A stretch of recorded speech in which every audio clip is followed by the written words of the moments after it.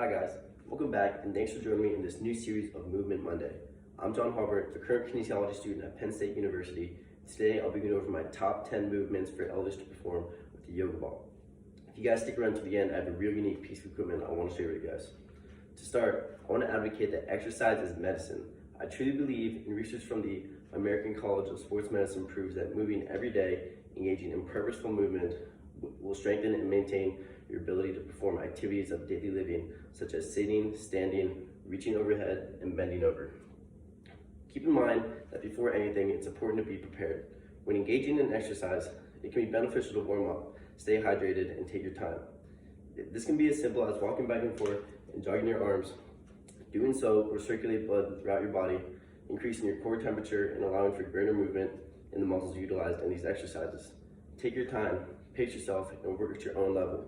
Avoid using momentum and focus on how your whole body reacts while moving. Our first movement is going to be front raises.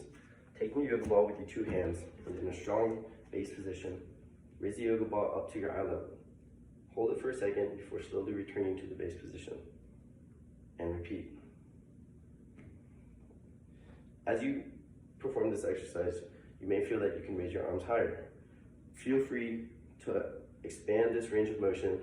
Just note that you shouldn't be working through any pain.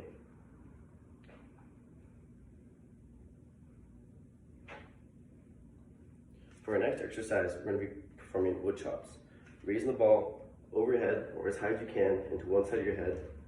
Chop the ball down to the opposite quadrant with a slight bend in your knees. Raise the ball up to the opposite side of your head and chop it back down to the opposite quadrant. And repeat.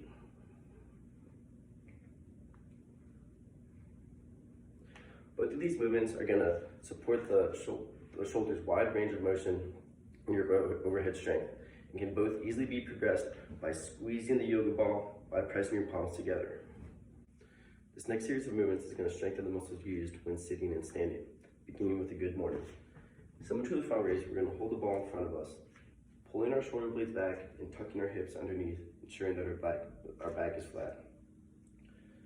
And from that strong base position with a slight bend in our knees, rather than bending it with your lower back, hinge at your hips until the ball touches your knees. Hold that for a second before reversing the movement and standing it back up. And repeat. This position is very similar to the one we use when we take a seat. From here, we'll go into bouncing on the yoga ball. Just firing the muscles in our legs just enough to balance. This will stimulate our hip flexors, a major muscle used when initiating a stand-up.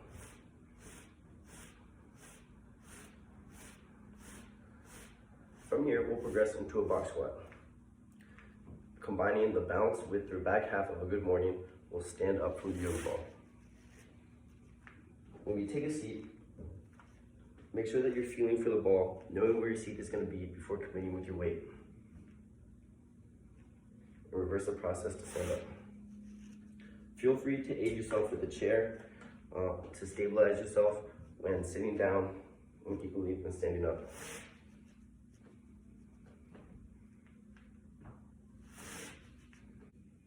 From the same position, we'll perform some overhead lateral tilts. Raise the ball as high as you can. Overhead is best. Alternate sides to which you tilt your trunk.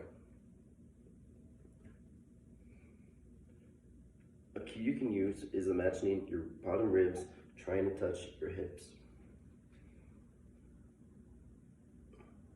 From here, we'll move into standing Russian twists. Hold the ball in front of you and alternate sides to which you rotate your trunk as if you were to look behind you.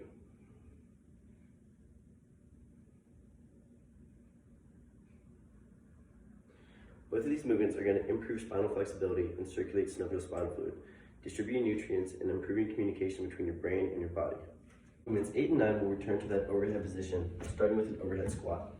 Feel free to use a chair and turn this into an overhead box squat. Raising our hands above our head and squeezing the ball as intensely as you like turns this into a full body movement that also improves our balance, as you cannot stabilize with your hands. However, I find that squeezing the yoga ball and bracing with my core turns me into a solid figure, resistant to falling over. Tuck those hips, hinge forward, and make sure you see your seat before committing with your weight. Reverse this movement to stand up and repeat.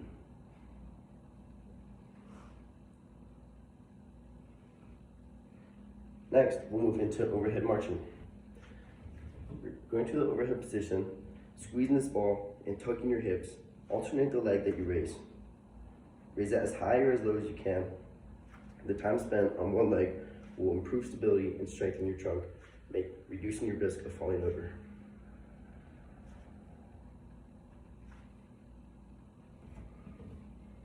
Our final movement will be kneeling hip abductions. So make your way to the ground and take a knee as you brace your weight on your yoga ball. Maybe while sitting on your heels or while leaning more on your yoga ball, imagine moving your heel out to the side. This movement can easily be progressed by extending your leg, and similarly, imagine moving your heel up into the air sideways from your body. Switch sides and repeat. This movement will be performed for a desired number of sets and reps.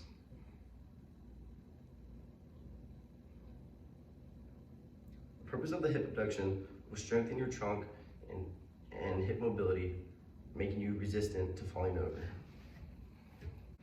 I hope you guys see the same value as I did in those yoga ball movements, but because you made it this far, I really want to share with you this mobility bottle, or Mobot. This combines the convenient water bottle with a travel-sized foam roller. I really love this thing because it combines two of the best recovery agents, hydration and myofascial release.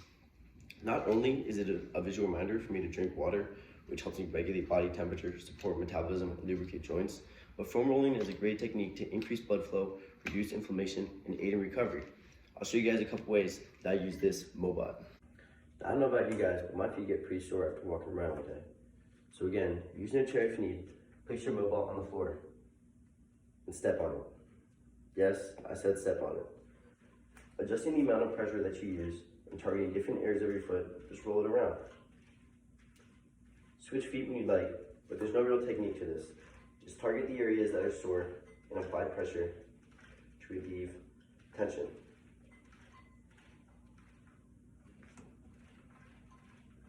For this next move, we'll join our Mobot on the floor. However, the following can also be performed on a raised table or on your bed. In almost plank position, while securing our weight on our knees, place your Mobot under your chest and slowly lower yourself onto it. Targeting one pec at a time, apply different amounts of pressure, using your toes to push up and down, rolling over your whole chest area. Make sure you get those outsides. Switching sides whenever you're ready. Play a game of seek and destroy as you feel for a soft spot and hold it before releasing and moving on. Rolling out your chest and relieving that tightness is going to open up your chest and shoulders, expanding your diaphragm and improving your breathing. For these next two activities, we'll be using the Mobot as an external aid to support the natural curves of our spine. Doing so can lead to improved posture, bodily functions, and reduced pain. So again, these can be taking place on a bed, perhaps maybe right before you fall asleep, but for the time being, we'll be on the floor. So laying on your back, place the Mobot above your butt and under the small of your back.